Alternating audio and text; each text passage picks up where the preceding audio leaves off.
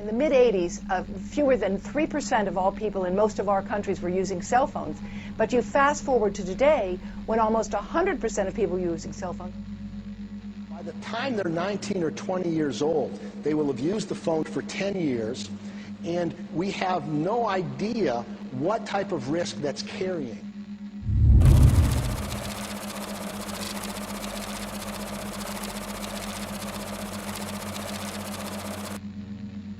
We've immersed ourselves in an ocean of electromagnetic radiation. It's all around us now. Invisible, we can't see it, but we know it's there. Every time you lift up your mobile phone, you know it's there.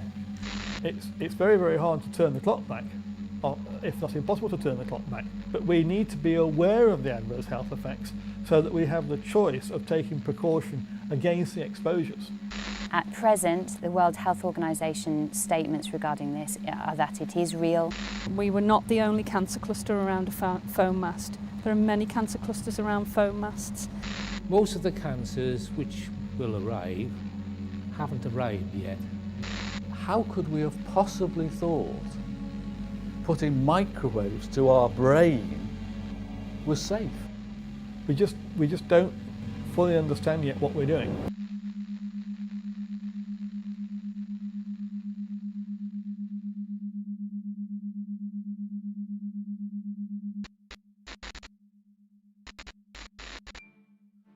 An unknown scientist is about to make a discovery that should have changed everything. His name was Winifred Otto Schumann.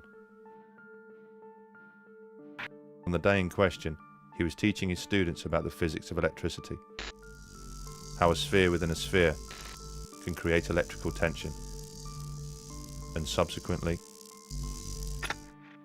a frequency. Schumann's class had struggled to understand the subject, so to make it easier, the professor instructed them to imagine the Earth as one sphere and the ionosphere as another. He then asked them to calculate the tension that would exist in between. Having no idea himself, Schumann also began to calculate. Eventually, he arrived at a frequency of approximately 10 Hertz. As incredible as it seemed to Schumann, our planet had a pulse, a measurable frequency that surrounded life on Earth. Although the professor was proud of his find, he didn't see it as a hugely significant one, especially as it was only published in a small science journal, confined to the back pages, under the heading of Schumann Resonance. It would take several years, and an incredible twist of fate, before the professor would begin to realize the true importance of Schumann Resonance. That twist of fate had begun 30 years earlier, with another German scientist by the name of Hans Berger. Using an EEG machine he had built himself, Berger had made the first ever recording of electrical frequency transmitted by the human brain. It was initially suggested the wave be named after the man who'd discovered it, but Berger, being a modest man, elected for an alphabetical name and called it the alpha wave. Shortly after Professor Schumann's discovery, one of Hans Berger's colleagues, a man named Dr. Ankermüller, happened to stumble upon a bedraggled copy of a small scientific journal. The exact same small scientific journal that Professor Schumann's discovery had been published in several years before. He read the piece several times, shaking his head in disbelief. He realized instantly the magnitude of what was in front of him. The frequency of the alpha waves, recorded by Hans Berger, were almost identical to Schumann resonance. The frequency of the Earth. Dr. Ankermüller immediately contacted Schumann to convince him to investigate further. Schumann agreed and worked alongside one of his students to refine his discovery. They studied in detail how tension is discharged by lightning in the Earth ionosphere cavity. Eventually, they came up with an exact frequency, the pulse of the Earth, Schumann resonance was exactly 7.83 Hertz. The discovery was remarkable. Schumann resonance wasn't just similar to the alpha waves of the human brain, it was identical. The brain's frequency, which controlled our creativity, our performance, our stress, anxiety, and our immune system, had somehow tuned in to the frequency of the planet. The pulse of the Earth had become the pulse of life itself.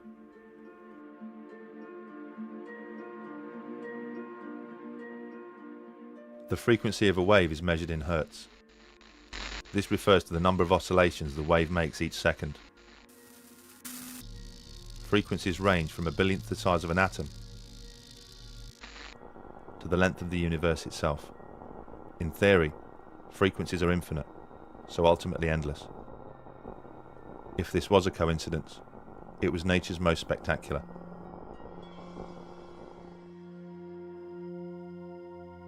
So what did all this mean?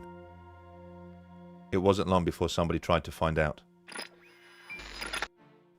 His name was Rutger Weaver, an acclaimed scientist from the Max Planck Institute. In the early 1960s, the professor constructed an underground bunker in order to examine the circadian rhythms of man. The circadian rhythm is the day-night cycle that is engraved into all life.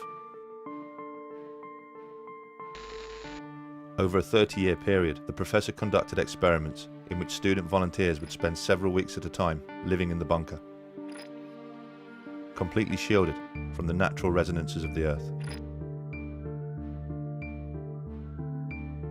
In his results, Weaver noted some astonishing findings. He discovered that when Schumann resonance was filtered out of the bunker, the students' physical and mental health would suffer. He took students down there. He didn't trust to do it with ill or old people. He took young students down there because he knew, Weaver knew that there would be an effect. So obviously underground you don't have Schumann resonance. You only have the transverse magnetic fields from in the Earth. So by putting them underground, they started feeling sick, having headaches. Their circadian rhythm was completely upset. The interesting thing was, when he just introduced the 7.8 Hertz frequency with a magnetic pulse generator, that immediately stopped. Weaver would secretly introduce the 7.83 frequency to the bunker via a man-made transmitter. Each time he did so, he noted the ill effects suffered by the volunteers either disappeared or decreased. Their stress, headaches and emotional distress was reduced, and their sense of well-being was restored. All by the introduction of Schumann resonance. Weaver's research had revealed an incredible connection between human health and the natural frequency of the planet. And in 2011, groundbreaking research suggested something even more impressive, that Schumann resonance could be connected to the beginnings of life itself. The breakthrough came at the hands of Luc Montagnier, the Nobel Prize-winning scientist who first discovered the HIV virus. The professor was conducting water memory experiments, examining how water could retain a memory of substances that had previously been dissolved in it, when he stumbled upon something that would challenge the very principles of science. All life comes from life. This is a fundamental principle of science, and one which has never been violated in any experiment. Life can only exist where life has existed before. And the mechanism for this has always been understood to be a material one, such as egg and sperm or spore and cell division. But Luc Montagnier's experiments have offered a very different hypothesis. The professor showed that DNA sequences, the very building blocks of life, communicate with each other in water by emitting low-frequency electromagnetic waves. Even when the DNA was kept in separate test tubes, the professor still recorded electromagnetic communication between them. How sophisticated could this communication be? Well, Luc Montagnier showed they are able to organize nucleotides, the ingredients which actually make up DNA, into brand new DNA. Science has combined these ingredients countless times before, but in no experiment have they ever been able to recreate the spark of life and transform nucleotides into actual DNA, not without DNA already being present. Life, after all, can only exist where life has existed before. But in Luc Montagnier's experiments, the DNA had been completely filtered from the water. Yet new DNA was still formed. Just how was this possible? How had Luc Montagnier managed to achieve what no other scientist could, and create life where no life was present? What was so different about Luc Montagnier's experiments? There was the presence of a frequency which, when removed, would cause the experiments to fail, but when present, would ensure that they would succeed. That frequency was 7.83 Hz. Schumann Resonance.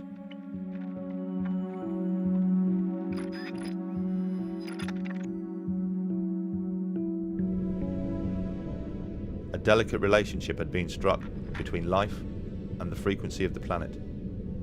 An interaction of living organisms and electromagnetic frequencies. A reliance. A bond. Evidence of this can be found by reading the science papers. But more obvious proof can be found by simply walking outside.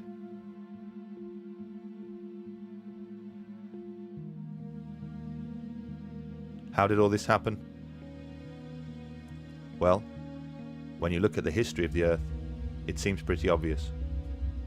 Schumann waves have been part of this planet since the very beginning. Life evolved surrounded by them, and inevitably tuned in.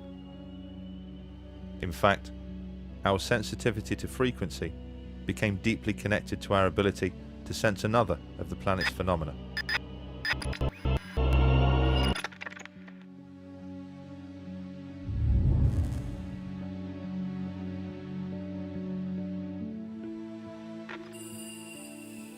Two billion years ago, magnotatic bacteria formed a simple but intriguing relationship with the Earth's magnetic fields. The single-celled organism contained particles of magnetic material. This enabled it to act like the needle of a compass and orient along the magnetic lines of the Earth. As organisms became more complex, so did their reliance on the Earth's magnetic fields.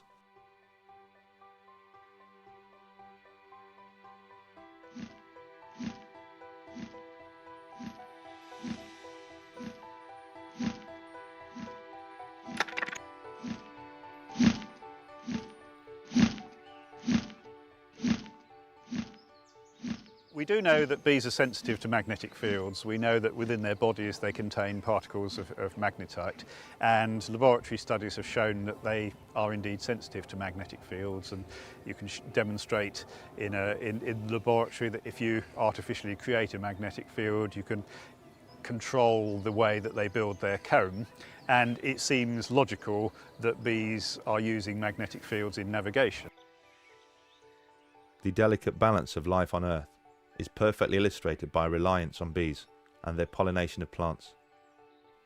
It's hypothesized that without bees, life wouldn't stand much of a chance. Insect pollination is needed for really all the things that make eating interesting. So all the fruits, the nuts, and things like that all require insect pollination, and bees are the most important group of pollinators.